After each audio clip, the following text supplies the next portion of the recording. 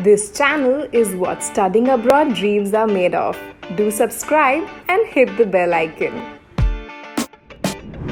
Hello, everybody. Welcome back to our YouTube channel and podcast. Like every week, we have some really interesting content to share with you. And this week, we will be talking about all around studying in Canada and all around studying at the University of Victoria. And from the University of Victoria, we have a few very special guests with us. And in conversation, we have Daniel, who is the Programs Marketing and Recruitment Manager at Gustafson School of Business, University of Victoria. Thank you so much, Dan, for being with us. Thank you. I'm really happy to be here. Amazing. And we also have with us Sherry Love, who is the Global Engagement and Business Development Advisor, Gustafson School of Business, which is again from University of Victoria. Sherry, so happy to have you here. Hi, everybody. I'm happy to chat with you today and let you know a little bit more about Canada. So, and of course, with us, we also have Saurabh Verma, who is the recruitment advisor at University of Victoria. Saurabh, so happy to have you here with us. Thank you, Malvika. I'm so happy to be with you all. And with me, today I have two of my best colleagues, who can advise all our students based in India and neighboring countries about what exactly the University of Victoria has to offer you and why exactly it's one of the best universities to be at.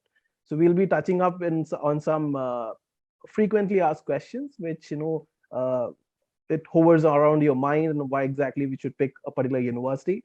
And today we'll be addressing those questions so that you have all the knowledge about us and you can apply it to us whenever you're ready to do the application. Absolutely. And the reason we want to do this is because for the longest time we've been getting a lot of relevant questions, a lot of interesting questions from students about Canada. What is it like to study at this really promising destination that there is? And I realize that there is nobody else I would love to hear from, but from the experts themselves. And that's why we have you here, Daniel and Sherry, to share from your perspective, what is it like to study at Canada? How are things changing with the COVID era right now? And how can students make the best out of the current scenario, right? So, Sherry, I'm not gonna waste any time, and I would love to hear from you. Why Canada? Why should students choose to study at this destination? And how are things with the current scenario, right, with COVID around? Yeah, no, that is a really great question. There are a lot of great places to study in the world, many study destinations. One reason why our students choose Canada is simply because we're known as being one of the most welcoming countries. We don't just like to say that, but it is actually true. According to our policies, we're also a safe destination. I'm not sure if your students know, but Canada is also a very large country. So before you decide where you want to study in Canada, it's very important to look at where we're located. And Victoria is thankfully located on the West Coast, which has one of the most mild climates. Another indication that Canada's policies are welcoming to Indian students and students in general internationally is during the latest COVID pandemic. So of course, when COVID happened, all of the borders shut down, students were not able to travel anywhere. All of the courses were put online, even for domestic students. But last year, as things began to open up, and then even as early as fall of 2020, I believe it was October, Canada was one of the first countries to open its borders to study permit holders. Now, this is at a time when a lot of other larger Western countries were choosing not to open.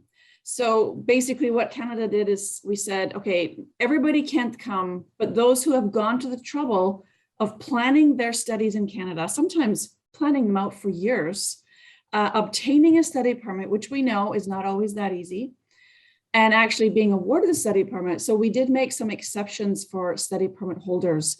And we like to think that that is because we do value our international students here. We like to think that if they've made a plan, that it's important that we help them to follow through. So we have been letting international students in for about 1.5 years. That has been going quite well.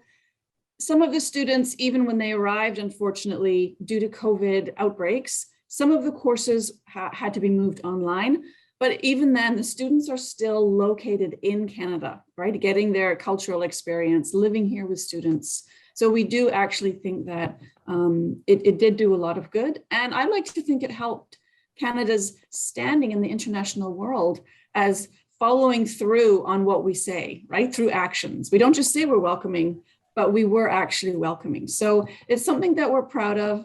And we do suspect that even though right now, currently in January, we are experiencing a slight COVID spike, as almost every other country in the world is, we still have not closed our borders to study permit holders. And we're not sure that we will do that again, simply because it's too disruptive. So that's something I think that we can be proud of. I think just, knowing that the destination understands how disruptive it can be for students and allowing them to reach the destination and study from there. I think that itself is super comforting. And then, of course, there's so many other opportunities that come along with it. I would love to learn more about University of Victoria, right? It's one of the best institutions out there. Daniel, talk to me about University of Victoria and, of course, the Stuyvesant School of Business. What is it like to study at this institute? Thanks, Malvika. I think for the University of Victoria, first you have to talk about Victoria, which is located on Vancouver Island. I'm not sure how fluent everyone is in geography, but Victoria is very much a destination location. Over, I think, 80% of our students come from outside of Victoria. So it's around 22,000 students total. Most of those are undergraduate students. Of course, we have graduate programs across disciplines as well. So Victoria is a destination, I think, for a number of reasons. Number one, it's the mildest place in Canada. So I'm not sure how familiar you are with the weather, but it's much warmer than Toronto or Calgary than in the winter, not to disrespect our fellow cities. We get less rain than Vancouver, which is always fun. But even other things about Victoria, you can take a ferry here to go to Vancouver, and you can also take a ferry to get to the United States, to Seattle, in about 2 hours or so.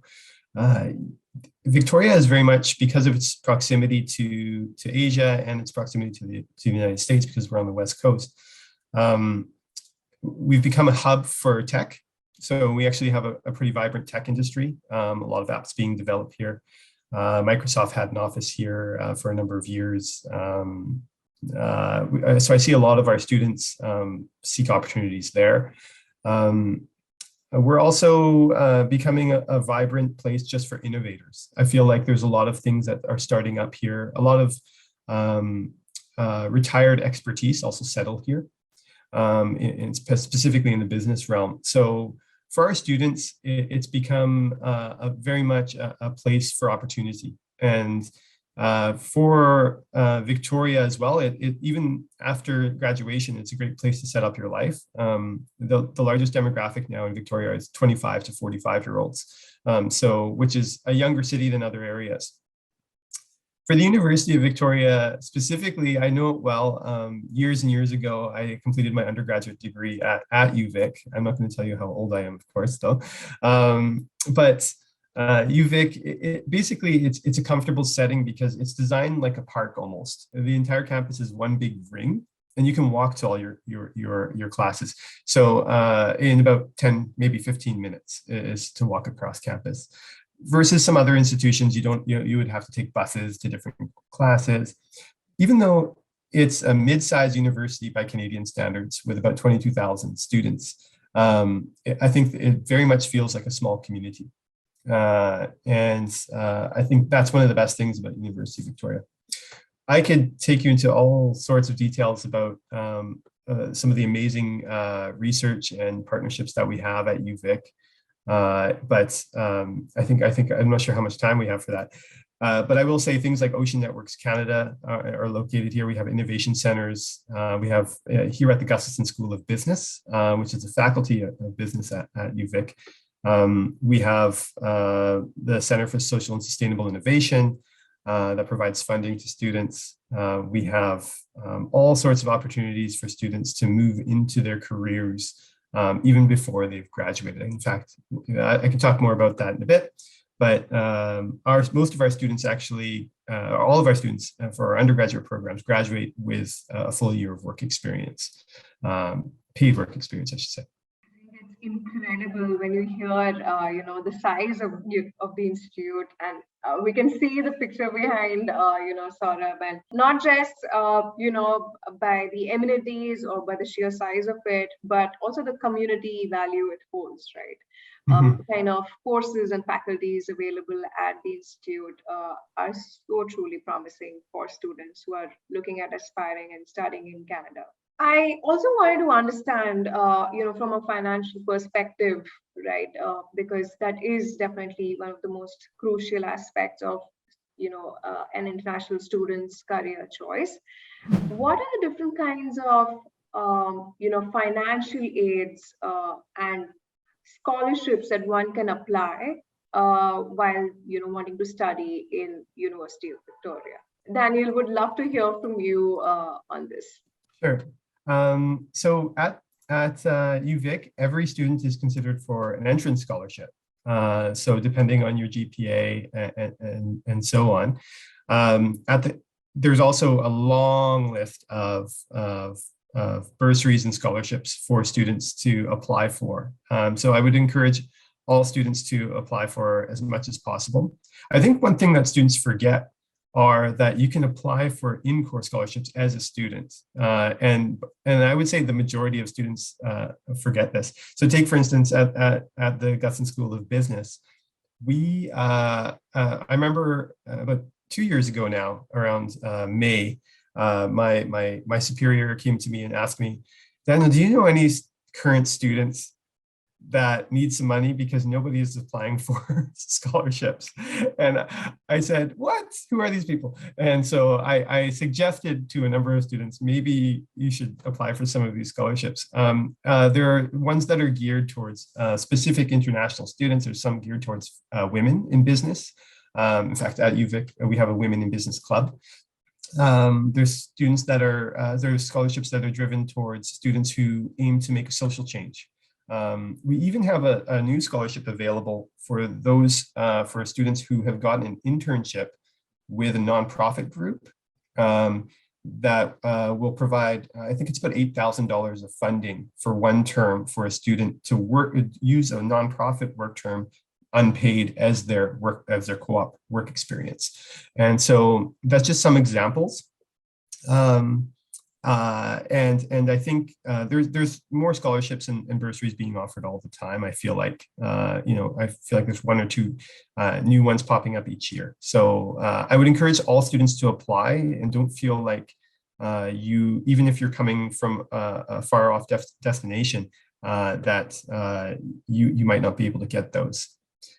Second, I would say thing to note is that with, like I said, the Bachelor of Commerce program that we have, and every student completes paid work experience. And generally, for the first work term, students retain about $18 to $22 an hour for their salary.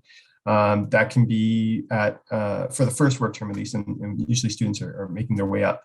And by dollars, I mean Canadian dollars, so slightly less US dollars. Per hour. Now, that depends where you're working. Take, for instance, we have a number of students that go and work for KPMG or other accounting firms like Deloitte or so on. Or if you're working in the tech hub, or if you're working for government, BC government. That's the other thing I'll mention. Victoria is actually the capital of British Columbia, so we're a government city. So there's a lot of opportunity there, even just to top up to make enough money to pay some fees and your living expenses for the year. What I can read is that it's just filled with opportunities, right? Even from a financial perspective. Knowing that there are scholarships that are just waiting to be tapped by students is truly promising. That makes you want to question the career opportunities, because you said it's a government city, right? And you're saying that it's so well placed geographically. They're all pointing towards one direction, and that is that career opportunities are equally promising, right? And Sherry, you were mentioning a couple of minutes back that that's something that you would love to talk to students about, right? So walk us through, what is it like in terms of job prospects, career opportunities for students who are studying here? Sure, yes. So I think that there are three main points about working that can set Canada apart from our competitors, and especially the University of Victoria in particular. So the first one is that Canada allows students who are enrolled in degree programs. So for example, the University of Victoria, public institutions. So we do actually allow our students to work while they are studying. Now, of course, we don't want students to only focus on work, but we do understand that some students are coming from countries where they don't have any work experience at all. And the reality is that even Canadian students from high school and university will perform some kind of part-time job, full-time job in the summer. They will get work experience. And so if international students don't enter this workforce until after they graduate, they're not going to be in the same competitive advantage as even domestic students or Canadians. And so one of the things we allow our students to do is to work on campus unlimited hours. So let's say you only have one class on Thursday. Well, you could work the rest of that day, or perhaps you could work on the weekend. Lots of opportunities on campus. As Daniel mentioned, our campus is like a little city. So we have movie theaters, cafes, you can work in the library, you can work as an assistant to a professor. So lots of opportunities on campus. You are also allowed to work off campus up to 20 hours a week. So that's during full-time studies, right? So you could go work at a bank on Saturday, perhaps a few hours after school at a company. And that would be any company that you wish, because your study permit allows you to work off campus. The second main advantage is, as Daniel mentioned, students have the opportunity to complete co-op work terms. And in fact, the Gustafson School of Business requires that students complete 3 co-ops, so 3 mandatory co-ops in order to graduate, so that when students graduate, they have all of their academic terms completed, but they also have 3 co-op terms completed. And one term is 4 months. So they must work at least 12 weeks to a maximum of 16 weeks. The best part of this whole co-op program is that each of our students is paired one-on-one with a co-op advisor. And they can start meeting with these advisors as soon as they join the co-op program. In most cases, that will be third year, but could be second year. And these co-op advisors will work with the students as closely as they wish, how to write resumes, how to interview for jobs. Perhaps you're interested in the financial business or investing. How do you volunteer in order to meet the right people to get those jobs? And so working during your co-op, clearly will give you some amazing work experience opportunities. Maybe you think you like to work in a bank. You should try it. Maybe you don't like it. So this is also a great way as a trial and error to try out different industries, marketing.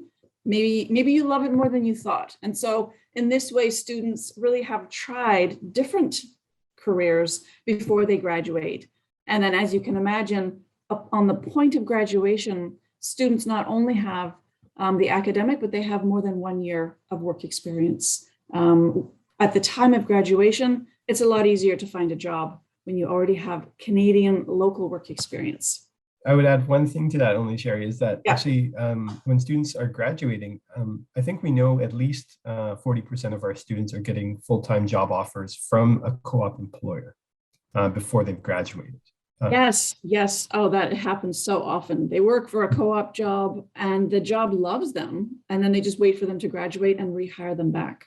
It's incredible, and it's so promising for students who are looking at studying in Canada, and specifically at University of Victoria, right? You're telling me that not only is a student getting education, but it's also the work experience that one can grab, and they get almost a year's worth of work experience and local work experience at that. I think that truly brings a lot of value to the students. And Now, one more thing I would like to add here. Look, students, you will be going to the university. There are a lot of opportunities. Yes, you can work there part time, but do remember that you have been, if you have been considered for a scholarship, you may or may not be considered for that, but your grades are of very high importance. Right from the day you join to till the time you pass out from the program or go in for any co-op opportunity. So your grades are of utmost importance. So you have to work very hard and try to strike a balance between when you can work and when you have to stress more on your studies. So that will really sail you through in the program, and you will be in with the best employers that are waiting for you to join after you complete the program. Yeah, absolutely. I think managing to strike a balance between work and academics, the mere reason why you're there, the first reason that you're there for, is super important, right? Now, I know for a fact that now everybody is going to be super impressed, and everyone's going to be looking forward to studying in Canada, studying at University of Victoria. Now, that only brings me to the question, and that is, what should a student put forward in a profile that appeals to one of the top institutions in Canada, right? I think that Indian students bring a lot to the table, but not just Indian students, in South Asia as well. I think it's important to lean on your strengths and to understand that now that you know what kind of program you might be getting into, one that fosters work experience, one that fosters experiential learning. Take, for instance, we have students that are working in investments and stocks even before they've graduated. They actually manage portfolios here as a part of one of our programs in the school. It's important to lean on what you've done and not just think about it, the academics. I think one of the biggest strengths Indian students have are the academics. But if you're not able to talk about other things that you've done, then that can be a weakness, right? So, and putting it in the mindset as, don't think about what you're going to learn at the University of Victoria. Think about what you're going to do. And if you're coming at it from that mindset, then your written component for your applications should reflect things like, what kind of clubs you've joined. I know most Indian students don't have a work experience at a young age, but you have a lot of club experience, definitely. What other passions are you doing on the weekends? What kind of leadership experience do you have? How do you work in teams? What kind of software do you use? What kind of languages do you speak? What are some places that you volunteered for? All of these things should be included in your profile, whether you're applying to our Bachelor of Commerce program or applying to our Master of Management program, which is designed for students once they've finished an undergraduate degree. It's a Master of Management. It's a great program that we've launched. We have the Master of Global Business program, and we also have an MBA in Sustainable Innovation specifically. So as you're applying to each of these programs, read through the descriptions and the overviews, all of the program details, and then create your application with that kind of mindset of what can I do in each of these programs. Take, for instance, our Master of Business Administration in Sustainable Innovation. It's one of the only MBAs in sustainable innovation in North America. So there's only one other one that I know of. It's in the United States. Well, for students in that program, it's very important, applying to that program, it's very important that they align their values with that program, because it's an MBA that focuses not only on finance, but also environmental and human well-being without compromising the future. So that's an MBA with that focus. So, and you also need a lot more work experience. Takes, for instance, for that MBA, take at least 5 years if you're doing the weekend program, and for the daytime program, it'll be a little less than that. Now, for the Master of Global Business, you need an undergraduate degree, and you do have to have a passion for travel, because that's a degree that you actually study in 3 different countries. So with these various programs, you have to kind of look specifically to what you could do in each program, and then lean on your strengths, and then create your application. Usually all of these applications at Gustafson School of Business, at least, have written components to it. One thing, either written components, and actually the MBA has a video component as well. So it's important for students to then be editing it, getting some advice maybe from some peers and so on. Yeah, that's what I would say. To plan ahead with their applications, try to think about what my life might be like as you navigate these different programs, as you get a mentor. Take, for instance, in our Bachelor of Commerce program, or you get your first work term, or maybe you can go on an international exchange. So not only study in Canada, but maybe you can spend 4 months in Germany as well, because our partners are located there as well. So that's what I would recommend. I think, if there was one major takeaway for students from this video, it would be lean on your strengths. That's exactly what you need to be focusing on when you're putting together your profile. And honestly, that holds good for any institution, any destination that you're applying for, right? That truly sits at the core of any student's application, right? And if you get that right, you're bound to impress the institution. You're bound to stand true to yourself and to the course that you're applying for. So really grateful for that. Thanks. And I would say just make sure you cater your application to what program you're applying for. There's not a one size fits all to any of these schools wherever you're applying. Even within Canada, our programs, like I said, our MBA in Sustainable Innovation is one of only 2 in North America. Our Bachelor of Commerce program has a very unique model. And there's only one other university in Canada that has a similar model that I've seen as well. So it's important that your application be catered towards each specific institution. Don't do a one size fits all. It doesn't reflect well on you. Absolutely. Super important point once again. Yeah, it has to be specific to the institute. It has to be specific to the course, right? And only then I think the application truly comes through, All right, so as we come to the end of this conversation, I would love to get, a few recommendations, your closing recommendations from each of you. So Daniel, why don't you go ahead and share your thoughts, your suggestions for the students? My recommendations. Well, I would say for first year students in the University of Victoria, where it doesn't matter where in the world you're from, I think it's always an adjustment. So my first recommendation is to prepare for that adjustment. Academia in university is not high school, higher standards. So with that in mind, my recommendation would be, number one is to create a schedule for yourself. Not only that includes your academics, but also your meal plans. Maybe if you're living on campus, you'll have a meal plan. If you're living off campus, you'll have to do some cooking, right? So this is an adjustment for a lot of students. So create a schedule and keep to it. My second would be get involved. So do things on campus, like I mentioned earlier. There are all sorts of club activities that you can join. We have all sorts of athletic centers and resources here on campus to help students out, and to make your university a memorable experience beyond just academics.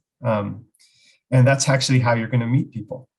And the final recommendation is specifically, I think, to the University of Victoria, and it's to use office hours. And what are office hours, you might add? Those are hours where you get to ask questions directly to your instructors or your TAs, depending on the size of the class. Usually it's with the instructors for the business school courses. And not only will it be an opportunity for you to get one-on-one FaceTime with your instructors, but it will be an opportunity for you maybe down the road if maybe some research positions come up. And maybe that instructor will remember, oh, I remember you from second year when you were in my entrepreneurship class, because you had some FaceTime with that instructor. So those are my 3 recommendations.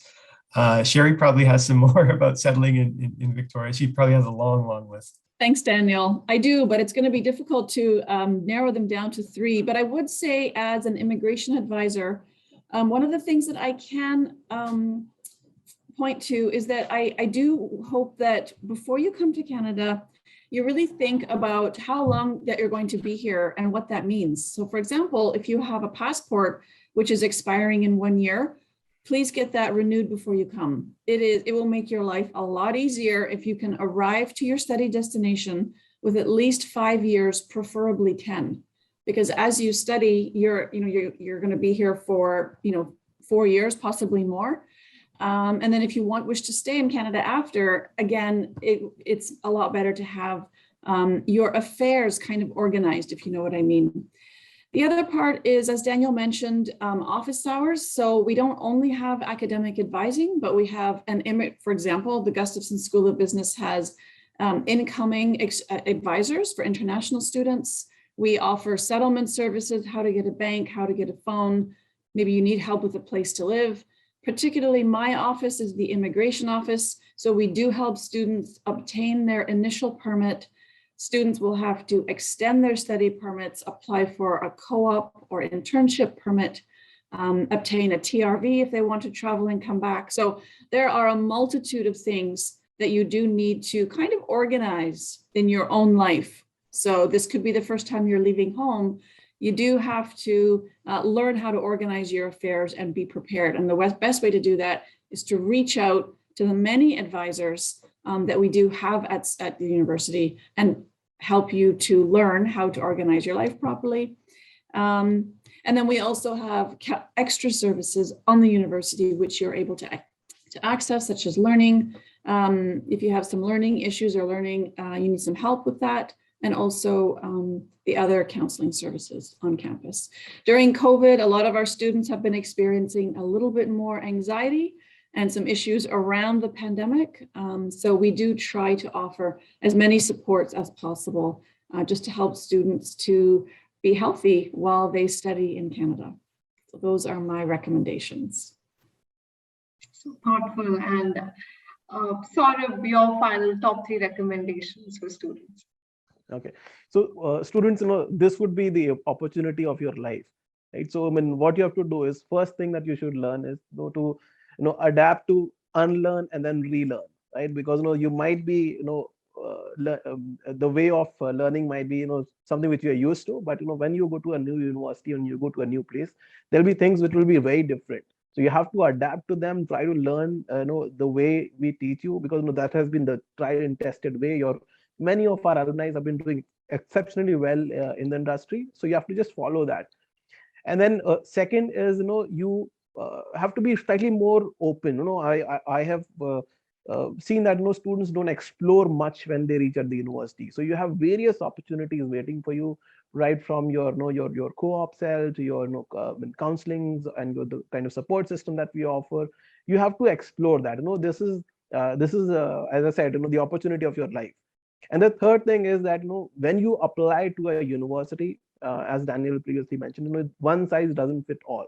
So you have to understand what exactly is the requirement. Maybe each program does not have a similar type of application. Maybe something else is required. So I am always there. I'm based in India. Try to reach out to me, through iSchool Connect or directly as well.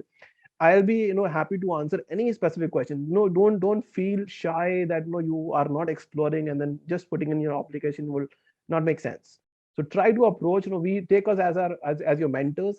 We are not just admission officers. We are your mentors as well. So we have done some mistakes in our life, and it is good that you can explore that before you put in a formal application to us. Incredible. That's amazing. I think this was such a valuable chat, valuable conversation with each of you. Thank you so much for taking out the time, Sherry, Daniel, and Saurabh, for sharing the true potential of what it is to study in Canada, and more specifically to study at University of Victoria. I'm sure all of you are going to have a lot of questions. Everybody who's watching this video, don't forget to share your thoughts, your questions in the comment section. Like always, we'll be happy to answer all your queries. And for anybody and everybody who's looking at exploring this institute, I'm going to be leaving all these details that are relevant to the institute, the website, details about the courses that they offer, and a few other important articles around this, so that you can go through it. You can go through the relevant details, and if you are at the precipice of applying to this institute, you should be able to do that as well. Of course, you can always reach out to us at iSchool Connect if you're looking at overseas education assistance, and we'll be ever so happy to help you with that. Once again, thank you so much, everybody, for taking out the time to talk to us about this. And until next time, don't forget to like this video, subscribe to our channel or to our podcast if you're listening to us right now. This is Malvika signing off on behalf of iSchool Connect. Please take care. Bye-bye.